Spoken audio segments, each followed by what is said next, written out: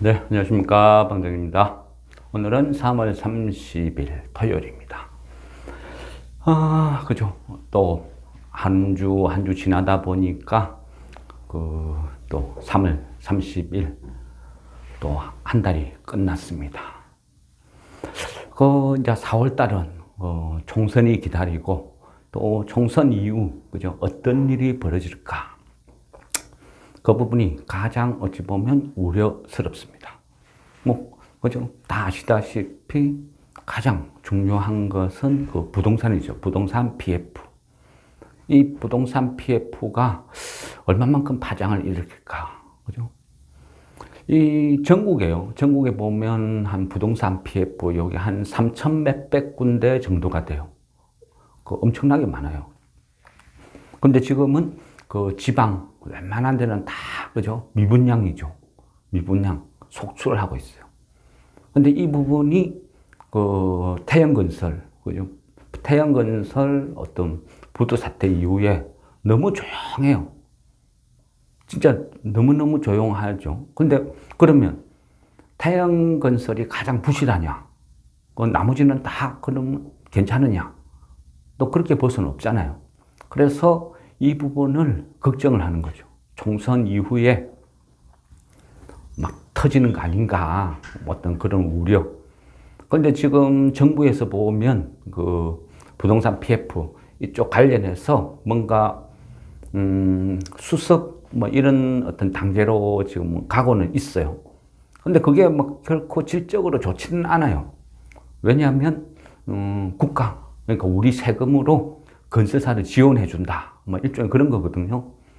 이번에 보니까 한 3조 정도 예산을 편성해서 LH 공사를 통해서 지원을 하는데 쉽게 이야기하면요. 건설사에서 갖고 있는 땅 같은 거, 땅을 LH에서 사주는 거예요. 그리고 미분양 부동산을 또 미분양 어떤 펀드 같은 거 조성을 해서 그것을 다 매입을 해준다. 그런 거죠. 장기적으로 보면 아니면 국가 차원, 국민 차원 이런 쪽으로 보면 이거는 상당히 문제가 있죠. 왜냐하면 돈을 잘 벌 때는 그죠? 건설사들이 이익을 다 챙겨가고 조금 어려워지면 죽는다고 난리를 지고 그러면 그것을 세금으로 메꿔준다? 이거는 분명히 문제가 있기는 있어요. 예전에 일본이 잃어버린 30년을 가게 된 어떤 결정적인 배경도 그죠? 부동산 버블 이게 꺼지는 과정에서 경제적으로 엄청난 피해가 유발될 거다. 그래서 그거를 세금으로 뜯어막은 거예요. 억지로 뜯어막고 하다 보니까 정작 기술 개발이나 이런 쪽으로 투자를 해야 될 돈들이 부동산 거품, 버블 꺼지는 것을 막기 위해서 투입을 되고 그러다 보니까 어떤 국가 기술 발전할 수 있는 타이밍을 놓쳐버린 거죠. 그래서 한때 세계를 지배했죠. 일본이 전자제품 하면 무조건 일본. 그죠? 소니, 도시바, 파나소닉 전 세계를 휩쓸었잖아요. 그 많은 기업들이 왜 몰락의 길로 갔느냐? 결국은 정책의 실패다. 이렇게 그죠? 학자들은 다 전망을 해요. 근데 그 길을 지금 우리가 가고 있다. 이래 볼 수도 있어요. 그러니까 어찌 보면 시장 논리에 의해서 맡겨야 되는 이 부동산 문제를 정부에서 세금으로 인위적으로 틀어막고 있다. 그게 가장 큰 문제. 지금 중국은 안 그렇죠. 우리가 봤을 때 중국이 부동산이 기업이 몰락하고 터지고 이래 해도 그냥 중국은 방치를 하는 거죠. 어찌 보면 저래 무모하나 싶지만 어찌 보면 더 현명할 수도 있어요. 그게 어찌 보면 경제 논리니까. 그러니까 서로 상반된 길을 가고 있다. 이렇게 볼 수도 있어요. 부동산은 그렇다 치고 그러면 이 주식시장에서 미치는 영향은 총선 이후에 이 부동산 PF 이게 동시다발적으로 터지는 거 아니냐 하는데 일단은 어떤 긴급 처방전은 막 내리고 있다는 거예요. 그래 보면 빨리 조기에 어떤 수습을 될 수도 있다. 그래 보면 이 주식 입장에서는 그죠 긍정으로 볼 수 있어요. 어떤 그런 위기를 세금으로 했든 이랬든 저랬든 그런 미봉책 막아둔다 하는 것은 그 이후에 파장은 뭐 덜 생기겠죠. 근데 얘가 선거용인지 선거 공약 어떤 일종의 그 정도로 끝나버릴런지 진짜 총선 이후에도 계속 이 프로그램이 가동이 될지 어떨지 그거는 뭐 조금 더 지켜봐야 되겠죠. 일단은 총선이 눈앞에 있으니까 그냥 미봉책일 수도 있다. 그래서 하여튼 그 의심은 해야 된다는 거예요. 그러다 보니까 지금은 그죠 약간 몸을 사려야 되는 그런 시점이 맞다는 거예요. 어쨌거나 뭐 총선 이후에는 꼭 부동산 문제가 아니라도 여러 가지 악재들이 동시다발적으로 팍 터져 나올 가능성은 잠재하고 있어요. 그러니까 어쨌든 이 심리적인 요인이 많이 작용을 한다는 거죠. 그래서 이 주식에 참여하고 있는 사람들은 비슷한 생각을 많이 할 거예요. 총선 이후에 폭락할 수도 있다. 그러면 일단 확인을 하고 가자. 그러면 총선이 다가오면 다가올수록 점점 수급은 꼬일 가능성이 많다는 거죠. 가뜩이나 지금 그죠? 엄청나게 꼬여 있어요. 이 장을 지탱하는 거, 그 자체가 수급이 완전히 무너져 있는 상태예요. 지금 그죠? 뭐 이래 보세요. 개인들은 계속 이탈해요, 이탈. 주변에도 이 주변 사람들 보세요. 어떤 식으로 하고 있는지.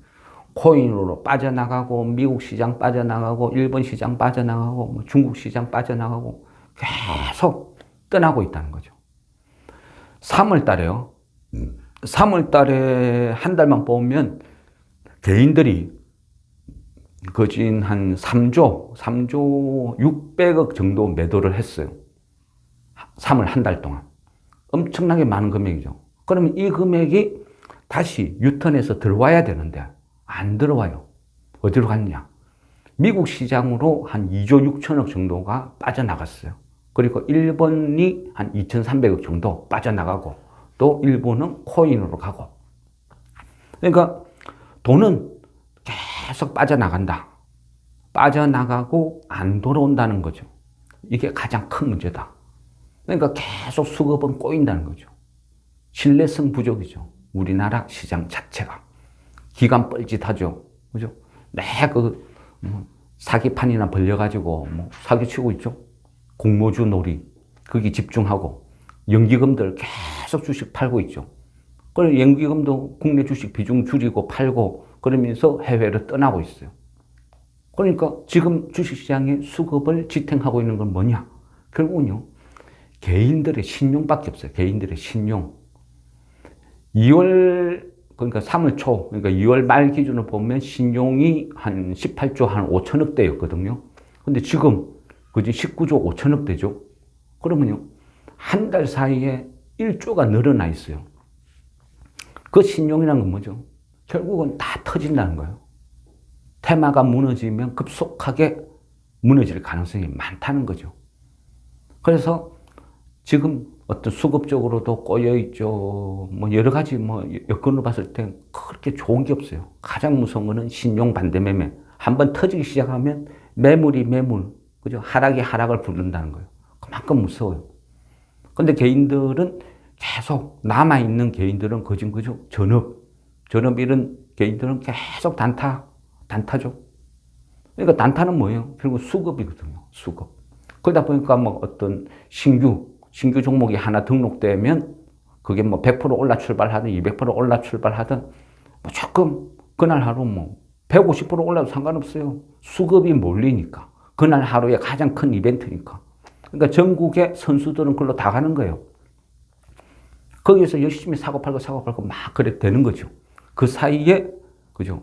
기관들은 다 팔아치우고 그러면 개인들끼리 난타전 펼치다가 전국에 단타점 한다는 선수들을 다 몰리는 거죠. 그럼 누군가는 물릴 것이고 누군가는 수익을 내고 빠져나올 것이고 지금 현재 장이 그래요. 어떤 특정한 테마, 수급이 붙는 종목들은 개인들이 그걸로 다 몰려요. 단타죠, 단타. 그러다 보니까 대부분의 종목들은 완전히 수급이 꼬여 있어요. 그러다 보니까 재미가 없고 보통 빠졌다 하면 공모주 하나 등록되면 그죠? 한 1,000몇백 개씩 빠져버려요. 하루 전부 다 거래도 없어요. 모든 돈들이 그걸로 다 몰려버리니까. 그 어쩔 수 없이 지금 나타나는 현상이에요. 그죠? 순수한 장기 투자 성격의 순수한 돈들은 계속 빠져나가 버리고, 남아있는 돈들은 단타 성격의, 그죠? 전업, 개인들, 자금들만 돌아다닌다는 거죠. 그러니까 이런 돈들은 무조건 수급을 위주로 움직이는 돈들이 되다 보니까 무조건 그 테마로 가는 거죠. 그러니까 그 외에는 뭐 수급이 안 붙으니까 뭐 실적이 좋다, 뭐가 좋다 발표가 돼도 장중에 한번 반짝하다가 쭉 내려앉아 버리죠. 그래서 지금 어떤 그런 장이 계속 반복되고 있다. 근데 어쨌든 수급도 꼬여 있죠. 그렇다고 뭐 특별히 좋은 건 없어요. 호재라고 나올 만한 거는 없다. 그리고 총선 이후를 우려하는 시각도 많다. 그렇다면 어떻게 해요? 내가 지금 주식을 사서 이길 확률은 거짓 낮다는 거죠. 그래서 차라리 지금은, 그죠?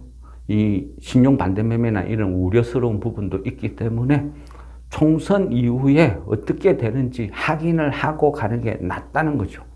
뭐 여당이 이길지 야당일지 누가 이길지 어떤 식으로 결과가 나올지 아무것도 몰라요. 그렇지만 선거가 끝나고 난 이후는 부동산 문제뿐 아니라 잠재된 악재가 동시다발적으로 터질 가능성이 있다. 염두에 둬야 되는 거죠. 어쨌거나요, 뭐 그래도 우리가 이 주식을 하니까 우려스러운 거는 대비는 해야 되겠죠.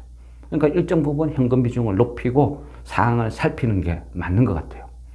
근데 물론요, 어떤 경우에도 아무리 장이 좋아도 그거는 어떤 100% 주식 몰빵, 이거는 저는 비추. 사람은 어떻게 될지 모른다. 무슨 세상은 어떻게 예상하지 못한 악재가 터질지 모른다는 거죠. 그래서 항상 내가 살아남을 수 있는 그 만일의 경우를 대비한 현금 한 20%, 30%, 이 정도는 항상 계좌에 남겨두는 게 좋다는 거예요. 그래야 살아남는다. 새로운 테마가 형성이 되면 내가 그 테마를 매수를 하려고 하면 돈이 있어야 되겠죠. 기존 주식 물려 있는데 그거 손절치고 들어가고 그게 계속 반복하다 보면요, 결국 계좌가 계속 녹아나요. 그래서 적당히 배분을 잘해야 된다. 그러면, 그죠? 총선 이후에 무조건 폭락합니까? 그건 아니죠. 아무도 몰라요. 미래 영역인데. 단지 우려가 되니까 대비를 하자. 이 차원이니까. 그러면 기존에 갖고 있던 주식 다 팔아야 돼요? 그럴 수는 없죠. 아무리 큰 악재가 터져도 100% 현금, 또 이것도 안 맞는 것 같아요. 그 악재가 언제 해소되고 언제 급반등이 나올지 모르니까. 그래서 비중을 조절하는 거죠. 현금과 주식의 비중을 뭐 5대5냐, 6대3이냐, 7대4냐, 7대3이냐. 이렇게 적당히 조절을 하면서 대응을 하는 영역이지, 주식에서 한 방향으로 100% 현금, 100% 주식, 이거는 좀 아닌 것 같다. 뭐 그런 생각을 합니다. 그래서 지금은 현금 비중을 좀 높여가면서 총선 이후를 대비하자. 그렇다고 기존에 갖고 있던 주식을 뭐 손절하고 다 파냐? 그건 아니다. 그래 보는 거죠. 근데 일단은요, 우리가 갖고 있는 종목 중에 웬만한 거, 그러니까 반도체 관련돼서는 그죠? 그냥 홀딩 하자, 들고 가자. 계속 그래 말씀을 드리고 있죠. 왜냐하면 달라진다는 거예요. 조정은 있을지 몰라도 결국은 장기적으로 보면 우상향으로 갈 수밖에 없는 구조다. 이래 보이는 거죠. 그리고 그동안, 그죠? HBM으로 고전을 하던 삼성전자가 지금 살아나요. 물론 그 사이에 개인들이 다 팔아치우고 있어요. 개인들이 다 팔아치우고, 그죠? 다 떠나요. 그 돈이 미국 시장, 일본 시장으로 막 흘러 들어가고 있어요. 외인들은, 그죠? 삼성전자를 계속 사고 있죠. 뭐, 왜 살까? 그죠? 여러 가지 목적은 있지만, 그동안 HBM으로 고전을 한 이 삼성이 인공지능이라는 이 시대 흐름을 타고 다시 부활을 한다. 뭐, 이래 볼 수도 있어요.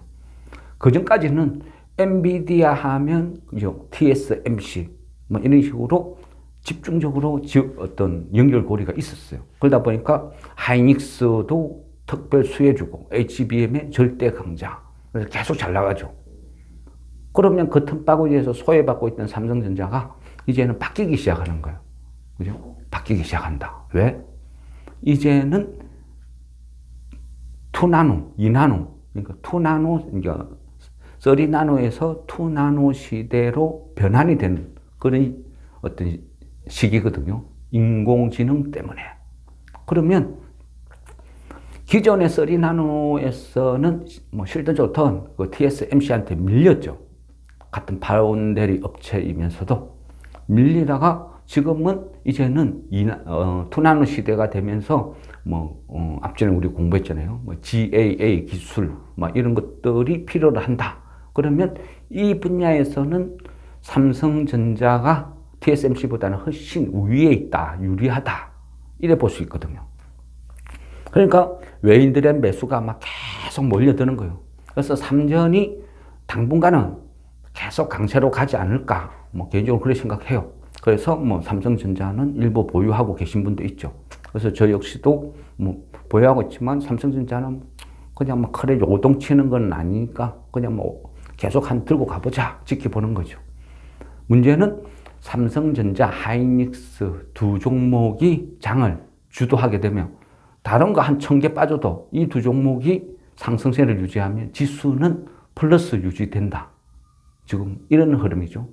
그러니까 지수만 받친다는 거죠. 지수만 할애하지 웬만한 종목군들은 소외받고 재미가 없다. 계속 줄줄줄 흘러내린다. 개인들이 다 팔고 떠나니까. 수급이 없으니까. 그래서 지수는 계속 오르고 곧 3000포인트 시대가 올 것처럼 열심히 떠드는데 그죠? 실감은 안 나죠. 내 거는 왜 이래? 전부 그런 장이라는 거예요. 그거는요. 어느 누구나 다 똑같아요. 그나마 나은 종목군은 반도체. 반도체는 계속 순환매 돌면서 시세를 줘요. 물론 반도체라고 모든 거를 다, 그죠? 시세를 주는 건 아니거든요. 일단은 선두주자는 삼성이나 하이닉스 수혜주인 인공지능 반도체 관련된 종목군들이 계속 강세를 보인다. 이래 보는 거죠. 지금 그죠? 시장은 급변하고 있어요. 급변하고 바뀌는 세상만큼 또 새로운 테마들이 무섭게 막 탄생이 돼요. 그래서 그 부분을 이해하고 적응하는데도 시간이 걸릴 만큼. 최근에 보면 그죠? 엔비디아 그 AI 개발자 그 컨퍼런스 요거 열렸었죠. 이 내용을 쭉 잘 보면요. 어찌 보면 야, 이게 가능해 할 만큼 너무너무 빨리 변하고 있어요. 인공지능이라는 세상이. 그 GTC 2024 이 부분에서 젠슨 황 이 CEO가 말하는 거 대화 내용, 발표 내용 이런 것들을 보면요. 좀 희한한 게 많아요. 그죠? 어떤 블랙웰의 어떤 그 칩의 성능 그런 것들 아니면 또 님이라 해야 되나? NIM 소프트웨어 이 부분도 막 계속 새로운 분야를 소개를 하고 결국은 보면 엔비디아가 그죠? 블랙웰이라는 이 칩과 소프트웨어를 접목을 해서 새로운 인공지능 세상을 열어간다.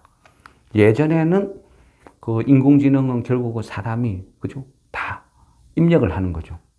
입력을 하고 프로그램대로 뭔가가 움직여야 되는데 이제 점점 진짜 인공지능이 스스로가 자가학습을 하고 뭔가를 판단을 하는 그런 시대로 점점 빨리 접어드는 것 같아요. 그죠? 우리 어떤 SF, 터미네이터나 공상과학 영화들 보면 인공지능 생각하는 로봇이 사람을 공격하고 이런 것도 많잖아요.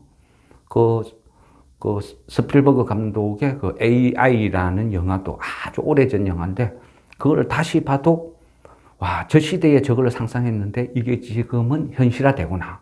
무섭다는 거죠. 그러니까 어쨌든 급속도로 발전을 해간다. 그 발전해가는 속도에 맞춰서 새로운 종목, 새로운 테마가 이제는 돈을 버는 세상으로 점점 가고 있다. 그래 볼 수 있는 거죠. AI 반도체는 그죠? AI 반도체는 결국 뭐냐? 엄청난 전력을 소모를 하고 그 전력을 공급하기 위해서 또 새로운 테마가 막 형성되는 거죠. 전력 문제, 그리고 여러 가지 테마들. 이런 것들은 언제 어떻게 테마가 형성될지 모른다는 거죠. 그래서, 4월 총선 이후가 걱정이 되고 우려가 되지만 그래도 반도체나 이런 종목군들은 그 위험을 무릅쓰고라도 들고 가는 게 낫다 판단을 하니까 그냥 계속 들고 있는 거예요. 단, 그죠? 막 급등, 장중에 급등이 나오고 기회를 주면 계속 매수는 해야죠. 매도를 해야죠. 매도를 해서 그 현금 비중은 늘려야 돼요. 그 앞으로 이후를 대비를 해야 된다. 그게 맞는 것 같아요. 그리고 그죠? 또 어떤 종목군이 테마가 한 바퀴 쑥 돌고, 4월 총선 이후를 걱정하는 어떤 그런 시각으로 쭉쭉쭉 많이 빠진다 하면 또, 그죠? 총선, 직전이라 해도, 요 정도 가격이면 내가 위험을 무릅쓰고 매수를 할 수 있겠다 하면 또 매수를 들어갈 수도 있는 거예요. 여러 종목을 쭉 모니터링을 하고 보고 있어요. 보고 있는데, 거기에서 생각보다 많이 빠졌다. 지금 이 가격이면 매력 있다 싶으면 또 매수를 하는 게 맞겠죠. 그래서 거기에 맞춰서 또 대응을 해보는 거죠. 그런 식으로 이래저래 우리가 그 시장에 유연하게 대응을 하는 게 맞다. 이러신 겁니다. 지금 그죠. 우리 또 어떤 자산주 성격 그런 종목군들을 아직도 홀딩하고 있어요. 근데 한 번씩 보면 이거 팔아야 돼요? 들고 가야 돼요? 어떻게 해야 돼요? 질문하신 분들이 있긴 있어요. 본전 비슷하게 있는 종목군들도 있고, 또 약간 야금야금해서 시세를 준 종목도 있고, 천차만별이죠. 근데 물론 익절로 해서 나는 일부 팔겠다. 그거는 반대는 안 합니다. 그렇지만, 최근에 가장 많이 질문하셨던 게 아마 퍼시스 같아요. 찔끔찔끔 오르긴 오르는데 양이 안 차죠. 그래서 이거를 좀 팔고 다른 종목군으로 가든지 아니면 현금 보유 비중이 작으니까 이거를 팔아서 현금 비중을 좀 늘리고 싶다 하면 예, 좋습니다. 찬성. 그래 말씀드렸죠. 그래서 이거를 이런 자산주, 저PBR 종목군들을 아직도 들고 있는 이유는요. 계속 아직까지 뭔가 하기는 해요. 끝난 건 아니라는 거죠. 기관들이 동참을 안 해서 그렇지. 근데 어쨌든 지금 보면요. 금융위원회랑 한국거래소 여기에서 코리아 디스카운트 해소 대책을 4월 달에 발표를 한다 그랬어요. 4월에는 밸류업 가이드라인을 어떤 초안을 발표를 하고 또 5월에는 최종안을 발표하겠다. 이야기는 그래 하고 있어요. 근데 왜 하필이면 총선 이후지? 이런 의문도 들기는 들어요. 그럼 선거 끝나고 나면 아무것도 안 하는 거 아니야? 그냥 지지부진하게 그죠? 적당히 대충 하나 툭 던지고 끝 이래 될 수도 있다는 거예요. 그래서 조금 의심은 하면서도 그렇다고 무시할 수도 없고, 그래서 일단은 한번 들고 가보자, 지키는 보자, 지금 이런 상황이죠. 지금 사업 보고서 나오면 쭉 열심히 지금 보고 있거든요. 사업 보고서 나오면 웬만큼 좋다는 기업들은 계속 다 봐야 돼요. 전부 보고 체크할 것은 체크해두고, 이 기업은 위험하다 싶으면 관심 종목에서 아예 빼버리고 그런 작업을 계속 하고 있어요. 사업 보고서는 반드시 봐야 돼요. 저는 그렇게 생각해요.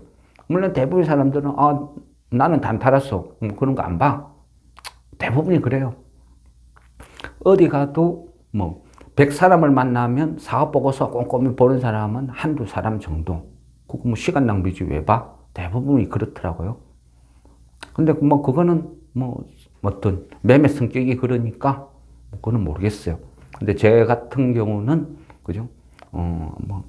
단타, 고점, 돌파 매매 이런 거는 취향이 안 맞고, 또 어떤 직장을 다니다 보니까 어떤 그런 거는 마음이 불편한 거 이런 거는 별로 안 좋아하거든요.